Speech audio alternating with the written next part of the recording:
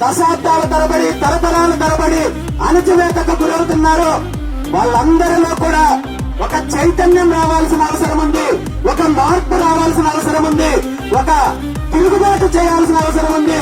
ఎందుకంటే మన భావితరాల భవిష్యత్తు బాగుండాలంటే, మనం అభివృద్ధి చెందాలంటే ఆర్థికంగా కావచ్చు, సామాజికంగా కావచ్చు, రాజకీయంగా కావచ్చు, అన్ని రకాలుగా ఈ సమాజంలో 180% పైగా ఉన్న వర్గాలు ముందుకు రావాలి, మార్పు రావాలి, అభివృద్ధి చెందాలంటే ఇక్కడ కావాల్సింది అధికారంలో ఉన్న వాళ్ళనో లేదా ప్రభుత్వంలో ఉన్న వాళ్ళనో మనము రిక్వెస్ట్ చేస్తానో లేదంటే మరో రకంగా పోరాటం చేస్తేనే జరగదు.